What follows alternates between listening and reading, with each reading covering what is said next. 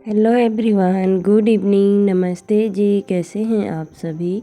I hope आप सब ठीक ठाक होंगे और हम भी ठीक हैं। मैं सीमा भट्ट आप सभी का बहुत बहुत स्वागत करती हूँ आपके अपने YouTube channel real life with Simu में। तो गाइस, अभी शाम का टाइम है और मैं लग चुकी हूँ अपने घर के छोटे मोटे काम करने में। और सबसे ज़्यादा टाइम तो किचन में ही रहते हैं हम हाउस वाइफ। और फिर मैं भी आ चुकी हूँ और अभी शाम के टाइम ना हम छत में गए थे घूमने के लिए। बच्चों को लेके गई थी मैं और हस्बैंड जी चले गए थे दुकान की तरफ। तो घर में भी ना सब्ज़ी और आलू प्याज वगैरह ख़त्म हो चुके थे, तो फिर वो दुकान से ले आए थे ये आलू प्याज और थोड़ी बहुत सब्ज़ी लाए हैं। तो फिर यहाँ पर आलू और प्याज ना एक ही थैले में थे, तो फिर ना मैं इनको अलग अलग करके लगा रही हूँ। और आज ना कम ही लाए थे क्योंकि लोकल दुकान से ही लाए थे यही मोहल्ले की। और बाहर ना जैसे हम सब्ज़ी मंडी वगैरह जाते हैं तो फिर थोड़ा ज़्यादा ले आते हैं आलू प्याज, क्योंकि आलू प्याज ना बहुत ज़्यादा लग ही जाते हैं घर में। और फिर ना बच्चों के साथ तो आलू चाहिए ही चाहिए होते हैं, क्योंकि बच्चों को और सब्ज़ी तो पसंद होती ही नहीं है। बस आलू को ही उन्हें अलग अलग तरीके से बना बना कर देना पड़ता है। और फिर मैंने टोकरी तो रख ली है साइड। और फिर यहाँ पर हस्बैंड जी लाए थे शिमला मिर्च और लौकी। और फिर मैं लौकी को भी मैंने धो लिया है और शिमला मिर्च को भी मैं एक एक करके ना नल का थोड़ा सा कम खोल लेती हूँ, फिर एक एक करके अच्छे से धो लेती हूँ। और शिमला मिर्च भी ना बहुत अच्छे आ रखी थी ताज़ी ताज़ी सी। और फिर मैंने इनको अच्छे से धो कर रख दिया है। और अभी ना मैं रात पर टोकरी में ही रहने दूँगी, और जब इस सब्ज़ी में से पानी अच्छे से छूट जाएगा ना उसके बाद ही मैं फ्रिज में रख दूँगी। और पिछले ब्लॉग में आपने देखा मैंने करेले रखे थे डोंगे में पानी में, तो फिर इनको भी मैं अच्छे से धो रही हूँ यहाँ पर फिर से ताज़े पानी से। और करेले भी ना अभी अच्छे हो गए थे, फिर मैं यहाँ पर बैठकर इसको भी काट लूँगी सब्ज़ी को। और आज मैं करेले की सब्ज़ी बना रही हूँ। तो देखिए मैंने सब्ज़ी भी काट दी है और एक दो प्याज भी काट कर रख दिए हैं इसी के ऊपर। और कढ़ाई मैंने चढ़ा दी है गैस के ऊपर, और अब मैं इसमें डाल दूँगी तेल सरसों का। और फिर मैं सब्ज़ी बनाना भी शुरू कर लूँगी। और बच्चे तो अभी बैठ चुके हैं अपना होमवर्क वगैरह करने के लिए। अभी ना हस्बैंड जी भी घर ही हैं, हस्बैंड जी की नाइट ड्यूटी है, तो फिर वो अभी बच्चों के साथ बैठ चुकी हैं। और फिर मैं भी ना जल्दी से अपना यहाँ पर डिनर बना लेती हूँ। और शाम के टाइम ना हमारे घर का रूटीन डेली यही होता है।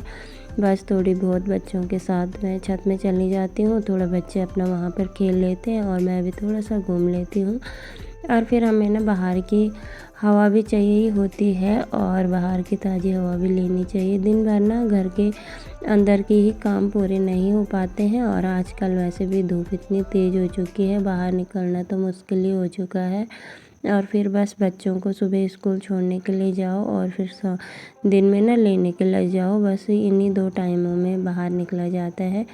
और कभी कभार जैसे कहीं कुछ काम पड़ गया तो तब निकल जाते हैं। वैसे बस ज़्यादातर थोड़ा बहुत ना शाम के टाइम ही निकल जाते हैं हम छत में, और या फिर कभी बाहर की तरफ चले गए घूमने के लिए।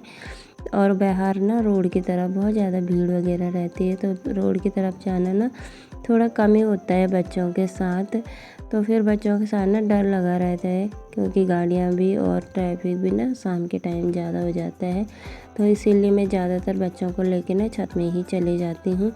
और सब्ज़ी मैंने चढ़ा दी है, और सब्ज़ी में मैंने बस अभी नमक ही डाला है, मसाले ऐड नहीं किए हैं। और फिर मैंने ढक दिया है, तो करेले में जो भी कड़वापन होगा ना वो नमक से निकल जाएगा। और फिर ना जब वो पानी सूख जाएगा उसके बाद ही मैं इसमें ना मसाले वगैरह ऐड करूँगी। उसके साथ साथ ही मैंने आटा भी छान लिया है यहाँ पे, और अब मैं आटा भी गूँध लूँगी साथ के साथ ही। और अभी टाइम ना 7:30-8 बजे का हो चुका था, और हस्बैंड जी को ना 9 बजे ड्यूटी जाना है। तो फिर मैं शाम का डिनर ना जल्दी ही बनाकर तैयार कर लेती हूँ, और फिर वो भी ना आराम से अपना खा पी कर चले जाते हैं। और फिर नहीं तो फिर जैसे लेट बनता है ना खाना, तो फिर वो ना मतलब हबड़ा तबड़ी में खाते हैं। तो फिर मेरा मन भी नहीं मानता है कि जब मैंने बनाना ही था तो थोड़ा जल्दी बना लेती, फिर आराम से वो भी खा के चले जाते।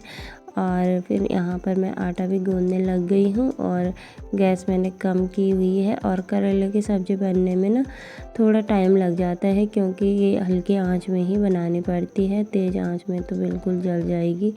तो हल्की आंच में ही मैंने रखी हुई है सब्ज़ी, और फिर साथ के साथ आटा भी गूँध लूँगी। और फिर करेले की सब्ज़ी को ना बार बार चलाना भी पड़ता है, नहीं तो फिर वो ना कढ़ाई में लग जाती है। तो जी मैंने यहाँ पर आटा भी गूँध कर रख लिया है साइड, और सब्ज़ी को भी मैंने चला दिया है। तो सब्ज़ी में जो भी पानी वगैरह था ना, ढक्कन लगा के थोड़ा बहुत भाप तो हो ही जाती है, वो भी अच्छे से सूख चुकी है। और अब मैं इसमें मसाले भी ऐड कर लूँगी। और सबसे पहले मैं डाल रही हूँ यहाँ पर धनिया पाउडर, और अब मैंने डाल दी है मिर्च पाउडर। और करेले की सब्ज़ी ना बच्चे तो नहीं खाते, इसलिए मैं मिर्ची भी थोड़ा ज़्यादा ही डाल रही हूँ। और फिर मैंने डाल दी थी हल्दी, और फिर मैं इनको भी अच्छे से मिक्स कर लूँगी। और मैं ना डेली इसी तरीके से बनाती हूँ करेले की सब्ज़ी, और फिर ना हस्बैंड जी को भी और मुझे भी इसी तरीके से अच्छी लगती है। और कभी कभी हम भरे हुए करेले भी बना लेते हैं, और बच्चे तो खाते नहीं हैं। और बच्चों के लिए ना दिन के उबले हुए आलू रखे हैं फ्रिज में, तो उनके लिए मैं एक एक पराठा बना लूँगी, और फिर बच्चों का भी हो जाएगा और हमारा भी हो जाएगा। और बच्चों के ही चक्कर में ना मैं कई दिन से करेले पड़े हुए थे, तो इसीलिए उनके मतलब बना नहीं पा रही थी। और फिर यहाँ पर टोकरी में बर्तन पड़े हुए थे दिन के, तो फिर मैं साथ के साथ ना इनको भी लगा देती हूँ स्टैंड में। और सब्ज़ी तो अभी चढ़ाई रखी है, आटा भी गूँध लिया है, फिर मैंने बर्तन भी यहाँ पर लगा लिए हैं। और यहाँ पर देखिए सब्ज़ी भी ना एक भाप आ चुकी थी सब्ज़ी में भी, और ये देखिए सब्ज़ी में हमारे ना अच्छे से पक रही है। और सब्ज़ी करेले में ना थोड़ा सा तेल ज़्यादा ही डालना पड़ता है, तब जाकर ना करेले की सब्ज़ी अच्छी बनती है। कम तेल में ना उतनी अच्छी नहीं बन पाती है, क्योंकि करेले में हम पानी वगैरह भी ऐड नहीं कर सकते हैं, इसीलिए। तो सब्ज़ी हमारी अच्छे से हो चुकी है, और सब्ज़ी मैंने निकाल दी है साइड। और अब मैंने तवा चढ़ा दिया है, और अब साथ के साथ जल्दी से रोटी भी बना लूँगी। और अभी ना टाइम 8:30 बजे का हो चुका है, और फिर बच्चों का होमवर्क वगैरह जो भी था वो भी ना कंप्लीट हो ही रहा है। और फिर जब हस्बैंड जी घर में रहते हैं ना, तो फिर इतनी ही आसानी हो जाती है कि चलो बच्चों को वो देख लेते हैं, और फिर मैं ना अपना काम बेफिक्र होके कर लेती हूँ।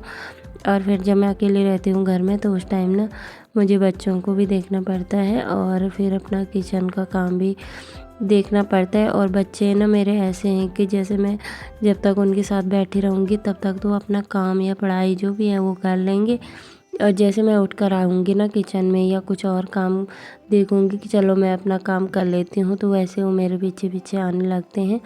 बच्चों के सामने ये बहुत ज़्यादा परेशानी है। तो फिर जब हस्बैंड जी घर में रहते हैं, तो तब मेरे लिए थोड़ा सा बस इतना आसानी हो जाती है कि मैं अपने काम भी कर लेती हूँ, और फिर बच्चों की तरफ से भी ना मैं बेफिक्री रहती हूँ कि चलो वो लोग भी अपना आराम से पढ़ाई वगैरह कर रहे हैं। तो देखिए जी रोटी भी बनकर यहाँ पर लगभग तैयार हो ही चुकी हैं, और यहाँ पर मैंने हस्बैंड जी की थाली भी लगा ली है। रोटी, करेले की सब्ज़ी है, और दिन की दाल बची हुई थी, और सलाद में खीरा है। तो गाइस खाना पीना हमारा सब कुछ हो चुका है, और बच्चों को भी मैंने परांठे बनाकर दे दिए थे, उन्होंने अपने परांठे सॉस में खा लिए थे। और फिर मैं यहाँ पर ना गैस को भी अच्छे से साफ़ सुथरा कर लूँगी।